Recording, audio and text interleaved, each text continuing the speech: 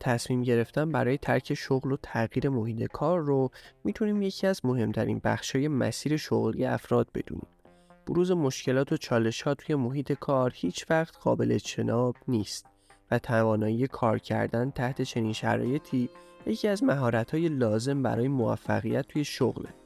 اما رسیدن به خودآگاهی و درک نارضایتی از شغل توسط خود فرد و تصمیم گیری برای تغییر محیط کار از همه چیز با ارزش تره.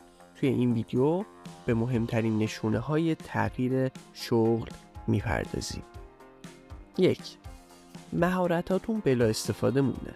یکی از نشونه‌های مهم تغییر شغل اینه که اون شغل دیگه براتون چالش جدیدی به همراه نداره، به خصوص اگر درخواست شما برای استفاده از مهارت‌های دیگه‌تون توسط مدیرا و سرپرستا نادیده گرفته میشه. 2. فرصتی برای رشد توی محیط کار وجود نداره.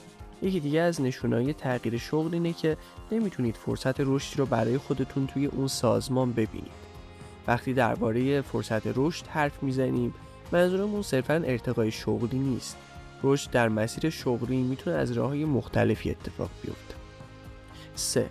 شغلتون در راستای علاقتون نیست. بهترین حالت کار کردن وقتی اتفاق میفته که اصلا متوجه کار کردن نشین.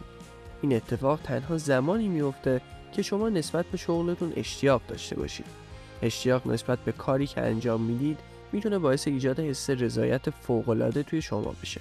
از طرف دیگه وقتی با علاقه به کار مشغول هستین، بهره‌وری بالاتری دارین و خروجی‌های بهتری هم خواهید داشت. در غیر این صورت بعد مدتی احساس میکنید که مهارتاتون در حال تلف شدنن و از علایقتون فاصله گرفتید. اینجاست که باید کم کم به فکر تغییر شغلتون باشین.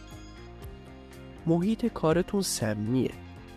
محیط کار ناسالم میتونه روی مسیر حرفه‌ای و رضایت شغلی شما تأثیر منفی بذاره. از جمله محیط‌های کاری ناسالم میتونیم به سازمان‌هایی اشاره کنیم که توی اونها شیوه‌های مدیریتی تنبیهی و کنترلی اجرا میشن. بی‌اعتمادی و عدم صداقت وجود داره، کارمندا تحقیر میشن یا مورد تعرض قرار میگیرن. و 5. حد و مرزهای اخلاقیتون زیر پا گذاشته میشه. اگر برای انجام مسئولیت‌های شغلی خودتون مجبور هستین اصول اخلاقیتون رو زیر پا بذارین، بهتره به تغییر محل کار فکر بکنید.